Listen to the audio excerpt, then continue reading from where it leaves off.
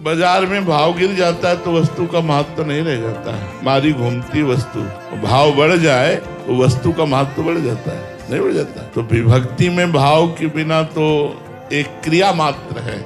अगर भाव नहीं प्रकट हो रहा तो फिर अभी भक्ति ठीक से नहीं हो रही। घड़ा भरना चाहिए, यदि घड़ा भर नहीं रहा तो कोई छेद है, उस छेद को बंद करो। कोई शास्त्र विरुद्ध आचरण, कोई खान पान त्रुटि, कोई कुसंग ऐसा है जो भक्ति में अभी पूर्णता नहीं आने दे रहा।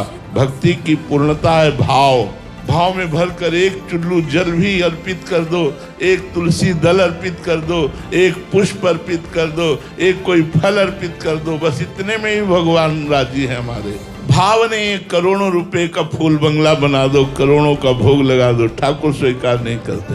भक्ति में तो भाव ही प्रधान। भाव अवश्य भगवान भजी सदा राधा रमन। जब तक भाव नहीं तो फिर वस्तु का महत्व नहीं। वस्तु का महत्व तो भाव से होता है। जितना भाव बढ़ा उतने ही वस्तु महत्वशाली बन गई। भाव बढ़ाओ, भगवत प्रेमी महात्माओं का संग करो, शास्त्रों का स्वाध्याय करो, नाम जप करो और देखो कोई छेद तो नहीं है, कोई दोष तो नहीं है ऐसा जिससे हमारे भक्ति का रस बह रहा हो। काम क्रोध आदि के द्वारा कोई ऐसा अपवित्र आचरण तो नहीं बन रहा जिससे हमारी भक्ति हानि को प्राप्त हो रही। अगर नहीं तो फिर भाव बन जाएगा। भाव में ही तो रोना आता है, भाव में ही तो सब कुछ होता है।